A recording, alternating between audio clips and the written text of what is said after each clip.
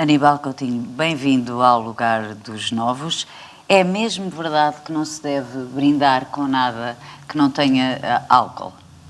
Não. Então podemos? Vamos brindar, claro. Brindar a nossa pequena conversa. Claro. Com água? Claro. Também a água é sensorial. Mas diz-se muitas vezes, não, até há quem diga que dá azar, não é? Portanto, são mitos. Quer dizer, o brinde em si tem uma história, não é? E o brinde precisava de álcool justamente porque, em tempos de guerra, Sim. a água era um instrumento de morte. E, portanto, o brinde com um vinho ou uma bebida alcoólica era certamente mais seguro do que um brinde com água. Portanto, daí talvez venha esta ideia que se deve brindar com álcool. E, de facto, hoje em dia, um brinde é feito sempre com uma bebida alcoólica. Também um álcool moderado e com uma fruição moderada do álcool também liberta, predispõe ao convívio, à alegria e, portanto, acho uma boa ideia um brinde com álcool. Começámos logo assim, mas eu já referi o nome de Aníbal Coutinho. É um especialista e vamos perceber até que ponto e até quanto é especialista em vinhos. Não só especialista como, acho que posso dizer, amante da arte de conhecer e divulgar os vinhos. E usou já uma palavra excelente até em relação à água, que foi a palavra sensação ou sensorial, que é uma palavra que lhe é particularmente cara no sentido em que traduz, pelo que eu percebi, traduz muito daquilo que pretende no seu trabalho, quer como especialista, quer como divulgador, que pretende transmitir em relação ao vinho ou aos vinhos, claro. Certo, o vinho é uma bebida eminentemente sensorial. No caso português, tem também uma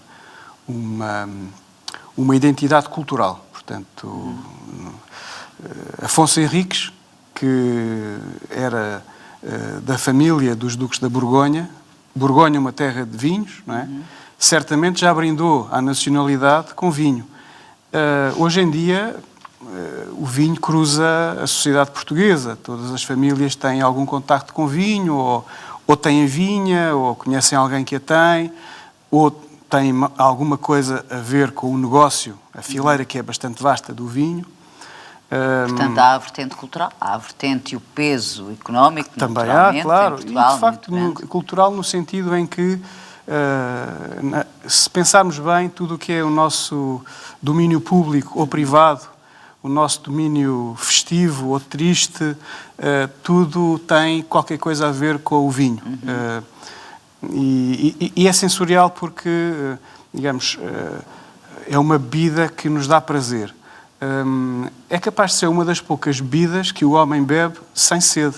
Portanto, é curioso. Não é necessário. Não é necessário. Portanto, porque de facto reconhece uma bebida rica, complexa, aromática, com gostos bons, com esta dimensão também da ponte, a ponte para o social, a ponte para o outro, pode-se fazer com o vinho. A não ser em situações que já são do foro da saúde, não é? A não ser nessas situações, normalmente o vinho e o álcool em geral é consumido socialmente, de facto, não é? Certo.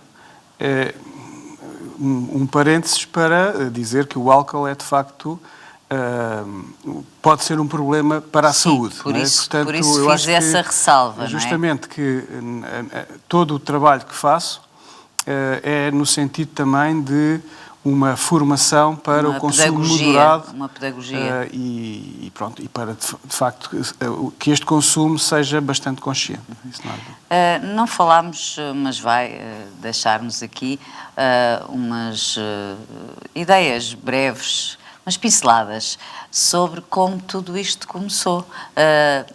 O Aníbal considera-se profissionalmente um enólogo. Certo. mas é mais do que isso. Portanto, eu gostava que nos dissesse como é que começou esta relação, esta ligação pelo vinho, pela investigação, por aquilo que tem sido o seu trabalho e uma parte da sua vida. Certo.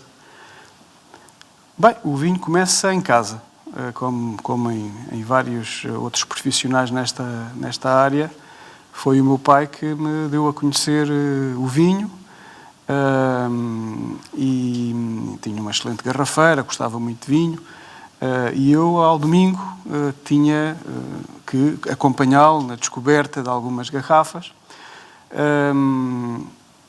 De facto, a influência do meu pai revela-se em várias etapas da minha vida. Ele era construtor civil e a minha primeira licenciatura é de Engenharia Civil.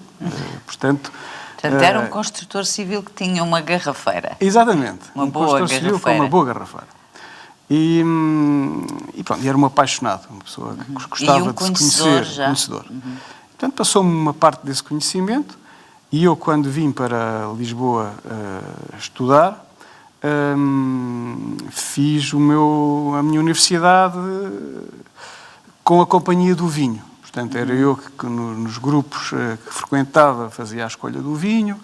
Sempre gostei de acompanhar, já nessa altura, o começo das revistas especializadas,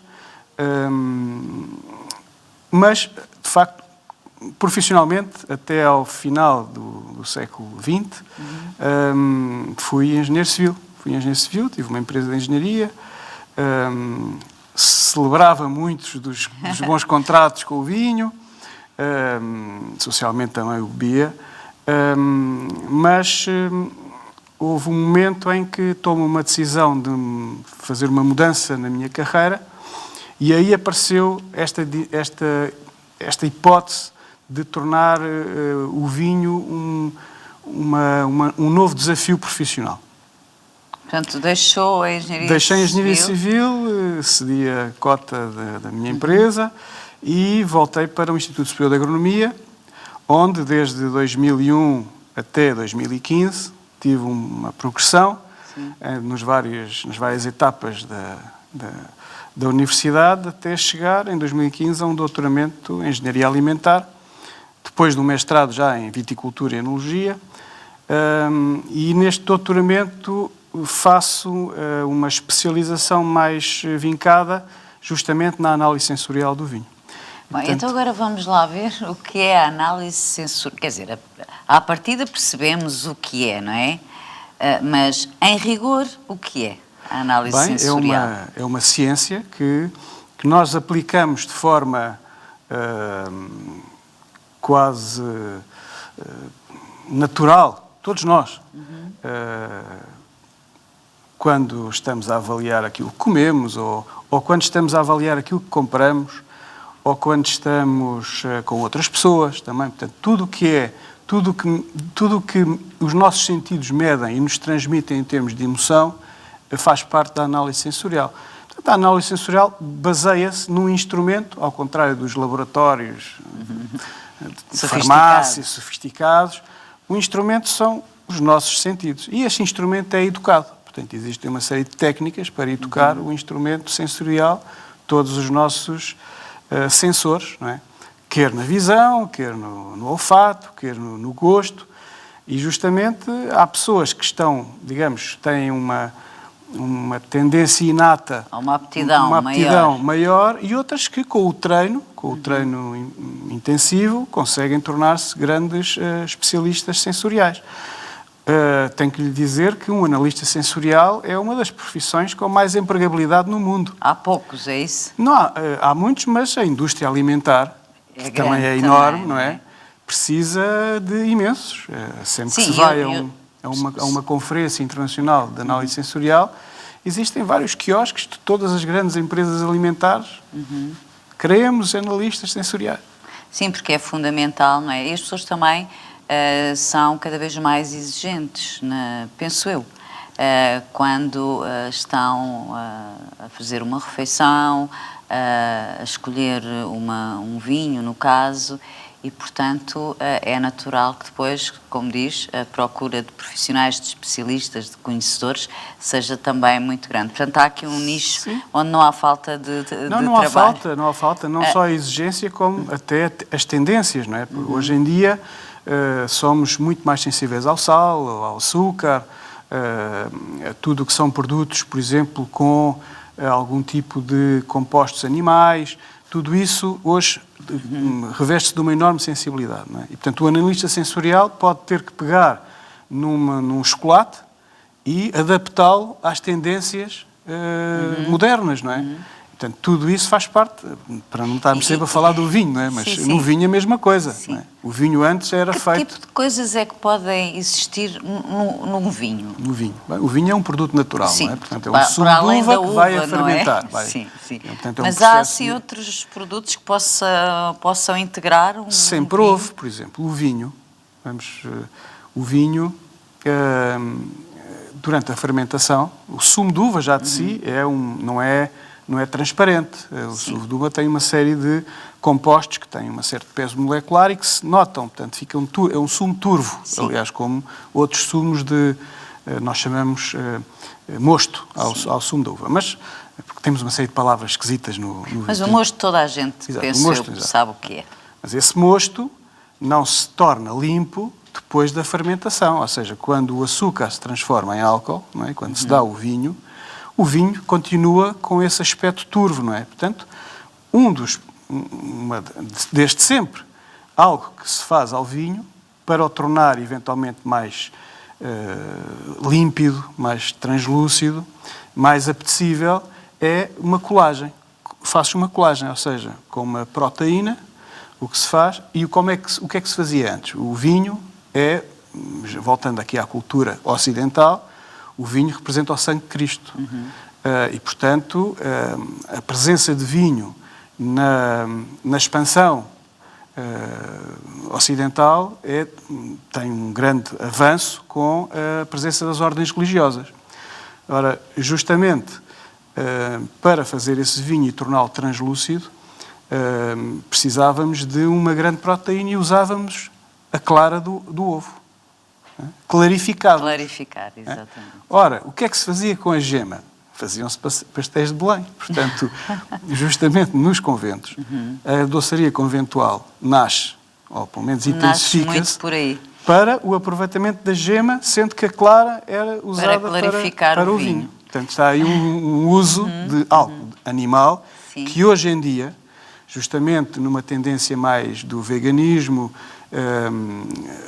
há vários vinhos que começam a ter essa consciência e produtores que começam a usar outro tipo de proteínas, não de origem animal, mas de origem vegetal, por exemplo, proteína da ervilha, por exemplo.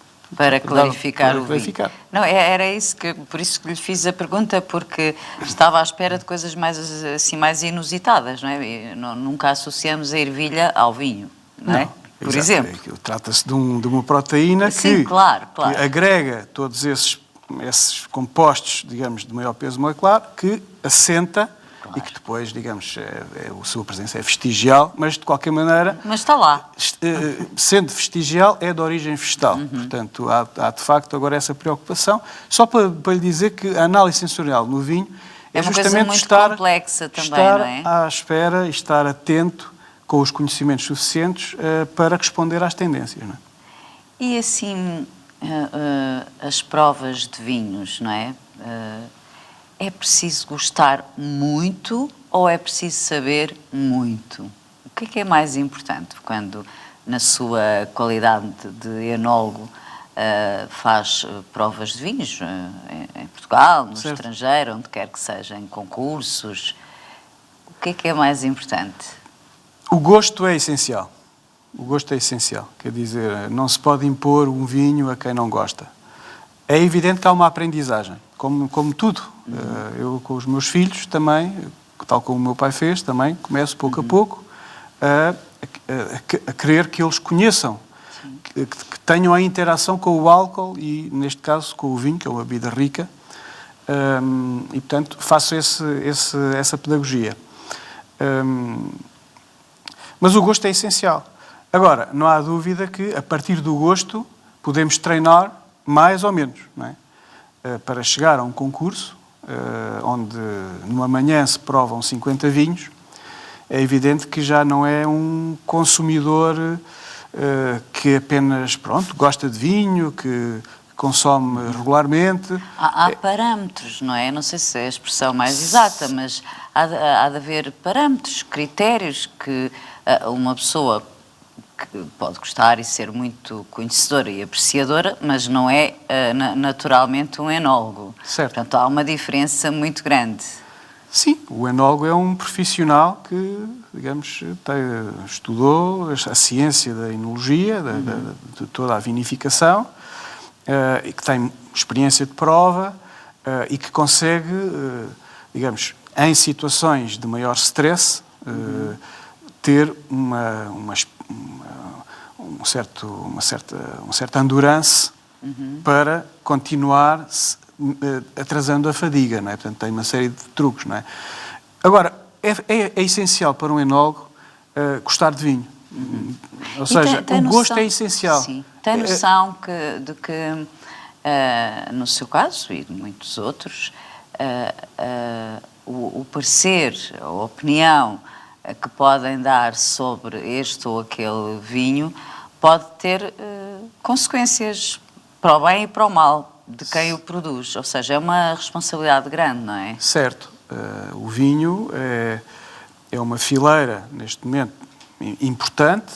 Portugal conta no cenário mundial, portanto, ao contrário de muitas outras áreas económicas em que somos, de facto, à nossa pequenez, mais um, não é? Mas, de facto, o vinho, nós, em termos específicos, temos a liderança mundial em várias áreas. No vinho, por exemplo.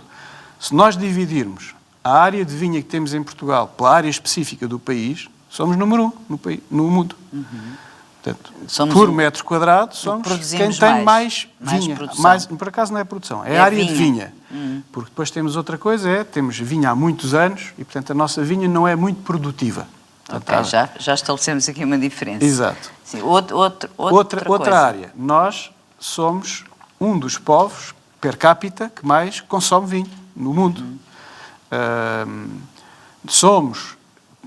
Isso é a tal história que é preciso cuidado quando se fala nisso. Não é para enaltecer, não é? Não, mas é para dar mas a ideia de que é uma realidade Sim. que cruza a sociedade portuguesa. Portanto, mais um motivo para um trabalho dedicado, intenso, de formação para o consumo moderado de vinho e, digamos, do consciente. Álcool em geral, do álcool em geral. Temos mais de 250 castas, variedades de uva, que só existem em Portugal. O que nos coloca, por metro quadrado, em número 1 no mundo. Portanto, são números muito curiosos, são números facto, curiosíssimos. Normalmente quer dizer, Portugal não os temos presentes. É curioso, não é? Pequeno país, mas depois temos vinhos que são reis no mundo, como o vinho do Porto, quer dizer, um vinho doce para acabar uma refeição, em qualquer família inglesa, americana, canadiana, o que se lembra é ou Porto ou Madeira. Ou Setúbal, Moscatel também, portanto, é uma riqueza que temos, faz parte do nosso património vitícola. Histórico e cultural, não é? Porque são coisas que vêm já de há muito, não é? Digamos que criamos muitas invejas aos grandes países por... Que queriam ter assim por sermos um tesouro desses. Exatamente, somos um país pequenito, mas de facto no vinho damos cartas. Vamos agora então para a edição, mas eu vou perguntar-lhe uma coisa. Quando nós conversámos um pouco ao telefone há dias, antes desta conversa aqui, o Aníbal Coutinho dizia-me: eu sou um autor assim um bocadinho diferente do habitual, daqueles com quem conversamos aqui no lugar dos novos da SPA e na SPA. Mas, na verdade, é um autor, é um criador de conceitos até, de marcas, no sentido de as valorizar ou desvalorizar, e também estamos a criar quando estamos a fazer isso. E depois tem uma criação de natureza mais palpável, que é, por exemplo, este guia popular de vinhos, que já tem, todos os anos há um, não é? Este sim, é o mais exato, recente, já de são 2019. talvez umas 12 edições que faço, sim. Portanto, ano a ano, não é? Todos os anos, sim. Isto é assim uma espécie de Bíblia? É justamente um guia de conselho, é um guia de auxílio, porque justamente o que chega à nossa prateleira hoje em dia é... Vou abrir aqui sim. ao acaso. Não quero fazer publicidade, não estou a ver sequer o que está a aparecer. Sim, é uma seleção de vinhos. Sim. Basicamente é uma seleção do meu gosto pessoal, da minha prova. E, portanto, eu provo para esse vinho cerca de 3.000 vinhos. 3.000? É. E aí está uma seleção de 600. Fica assim quantos dias a provar vinhos? São cerca de 3, 4 semanas. Então, levanta-se de manhã? Não, à tarde, à noite? Não, normalmente provo de manhã. É? Dependendo o paladar das está regiões, mais apurado de manhã? Sim, há sempre um acumular do cansaço ao longo do dia, mas consigo chegar a provar 60, 70 vinhos numa manhã, sim. Isso é uma coisa que faz sozinho, acompanhado? Nesse guia tenho um colega que vem da África do Sul, gosto muito da partilha e gosto muito da partilha com outros autores que têm uma experiência do vinho um pouco diferente, até que o consumidor ser diferente. Portanto, sempre que posso, mas, digamos, sou eu que garanto a elaboração desse guia todos os anos. E aqui tem produtos, marcas para todas as bolsas? Curiosamente, chama-se Guia Popular de Vinhos porque tem, por isso mesmo, tem os requisitos. Portanto, só provo vinhos que num supermercado custam até 10 euros. Portanto, de mais 2, do que isso não está de 2 aqui. a 10 euros. Nem, nem menos de 2, nem mais de 10. Isso é uma preocupação firme, não é? Eu acho que é um critério eu acho que adotou. de 2 a 10 euros nós temos já uma panóplia enorme em todos os tipos de vinho, em todas as cores. Aqui quantos estão? 600 e qualquer coisa. E, portanto, eu acho que é um guia justamente dedicado a pessoas que incorporam o vinho como uma bebida que os acompanha de forma regular. Como um ato natural. Como um ato natural, que acompanharam com um copo, acompanham a refeição, ou chegam a casa, gostam de beber um copo de vinho, e, portanto, esse guia é pensado para esse tipo de consumidor mais regular. E depois, num site que tenho também, com o meu nome, portanto, facilmente acessível, faço um outro guia, esse já em digital, portanto, é um e-book, justamente com o complemento para vinhos de grande preço, topos de gama, portanto, faço isso. Então, assim, 2 euros, dos 2 aos 10, ali no Guia Popular dos Vinhos. No seu site, não sei se tem memória, mas um vinho português, o mais caro que lá tem, pode chegar a quanto? Os vinhos mais caros que lá estão podem chegar a 200 e tal, 300 euros. Nós temos uma marca conhecidíssima, Barca Velha, num vinho do Douro, que chega, felizmente, chega a 500 euros, até mais. Aníbal Coutinho, tem um trabalho também, já ficou aqui implícito, mas gostava que nos desse a dimensão da importância que já tem o seu trabalho a nível internacional, porque anda por aí, não é? Por muitos países, justamente a provar vinhos, a fazer parte de júris internacionais, cá em Portugal também. Portanto, pedia-lhe que não fosse modesto e que nos desse, na verdade, a ideia do lugar que ocupa no que tem a ver com esta sua área de trabalho, a enologia, a análise dos vinhos, a divulgação, mas sobretudo como perito, como especialista e como, lá está, analista sensorial. Bem, eu de facto tenho que ser modesto, porque hoje em dia existem inúmeros concursos internacionais de vinho. Eu tenho a sorte de, naqueles que são de facto os mais importantes, ser representante de Portugal, com outros colegas meus, às vezes mais solitário, mas mas a verdade é que já há muitos colegas que dedicam algum do seu tempo justamente a representar Portugal em júris que congregam 50 nacionalidades e, portanto, nós também temos que estar lá presentes, dando o nosso gosto pessoal, a nossa forma de provar. Os vinhos não são conhecidos, portanto, todos estes concursos são baseados em provas cegas. Portanto, mas lá estamos presentes, sempre com muito orgulho. Portanto, esse é um trabalho que fazemos. Cá em Portugal tenho também a sorte de colaborar com um grande grupo de supermercados e, nesse sentido, poder transmitir todo o meu conhecimento da forma o mais simples possível a quase todas as famílias portuguesas. E, portanto, sinto-me sortudo por que o meu trabalho seja lido por muitas pessoas, não é? E, portanto, aí, nesse caso, ser lido às vezes não é ler, às vezes é ir à prateleira. São folhetos. Sim, mas às vezes as pessoas nem leem os folhetos, mas vão buscar um vinho que está lá porque o Aníbal talvez tenha ajudado na seleção. Portanto, é uma equipa grande. Portanto, nesse sentido, tem, de alguma forma, desculpe interromper, alguma responsabilidade naquilo que é a formação do gosto também, não é? Sim. De qualquer maneira, devo dizer que o português é um excelente provador. Em geral, é um provador.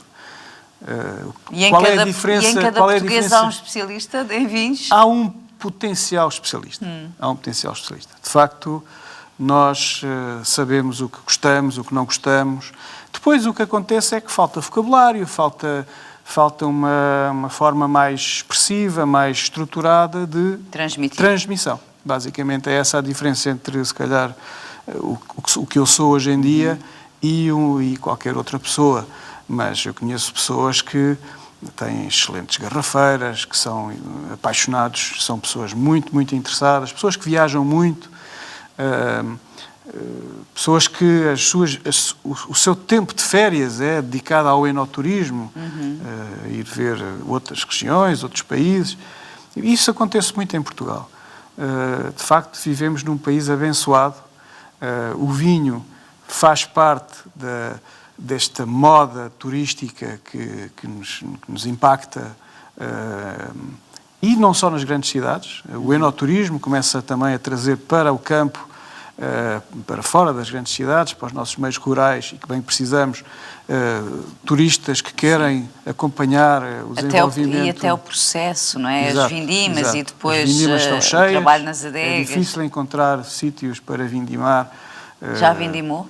Eu vindimo todos os anos, porque eu também tenho uma quinta com uva. E, portanto, também faço uma pequena produção, e lá em casa todos pisamos uva. Todos participam e todos pisam uva. Para além deste guia, que penso que é o principal, é a sua principal publicação, regular, anual, tem outros trabalhos publicados? Tenho. Uma editora internacional, Dorling Kindersley, pediu-me há uns anos para justamente escrever um guia sobre vinhos de Portugal e filo. Depois também, já no âmbito mais académico, tudo o que são artigos científicos que derivam da minha área de especialização estão publicados em várias revistas científicas, não é? Portanto, isso já não é para o grande consumidor, não é? Portanto, já não. Mas é trabalho académico, está publicado. E escrevo também, esporadicamente, em revistas, em jornais. De facto, sou muito grato às várias oportunidades que me têm aparecido de expor aquilo que vou aprendendo. E já lhe aconteceu classificar ou atribuir determinadas características a um vinho numa altura precisa, num dia qualquer, num qualquer lugar, e uns tempos depois achar que tinha feito uma avaliação menos boa? Sim. O vinho é como uma pessoa. Nós dialogamos com uma garrafa, tentamos percebê-la, fazemos um retrato naquele momento e a evolução desse vinho, tal como das pessoas, pode ser um surpreendente ou pode ser uma desilusão. E, portanto, isso acontece. Obviamente. Parte do seu trabalho é completamente invisível. Sim, é um trabalho de bancada, é um trabalho mas é um trabalho que depois chega à maioria das famílias e muitas nem sabem que participo, não é? Portanto, sim. Por isso eu digo, é invisível nesse aspecto. Mas tenho 2 filhos e que eles saibam que eu participo na vida deles é mais que suficiente. Portanto, tudo o que possa fazer para contribuir para um melhor consumo, para um consumo de um melhor vinho, mas que não saibam que fui eu que participei, para mim está tudo bem, desde que as pessoas tirem prazer naquilo que fiz. Tenho que lhe dizer que, não sei se é uma coisa típica portuguesa, mas é verdade que sei mais depressa alguma coisa que tenha feito menos bem do que algo que tenha feito bem. Porque os clientes, os consumidores, justamente põem um foco maior claro. em alguma desilusão. Mas também compreendo e pronto, e peço desculpa pelas vezes que falhei. Não está aqui para pedir desculpa. Esteve aqui e muito lhe agradeço, Aníbal Coutinho, este homem que fala com esta paixão e este conhecimento sobre vinhos, autor do Guia Popular de Vinhos, como vimos aqui a versão deste ano, mas é um trabalho que faz regularmente e vamos andar por aí com cuidado à procura de um vinho entre 2 e 10 euros. Bom, numa ocasião especial talvez possa ser um pouquinho mais, claro. Mas não há grande necessidade, não é? Ou seja, eu quando digo isto não há grande necessidade é porque talvez seja um pouco um mito, não é? A ideia de que um bom vinho tem que ter um preço exorbitante. E pelo que eu percebi, não necessariamente, não é? Muito obrigada. Começámos por brindar com água. Podemos terminar assim também. Gostei muito de conhecer. Muito obrigada, Aníbal Coutinho.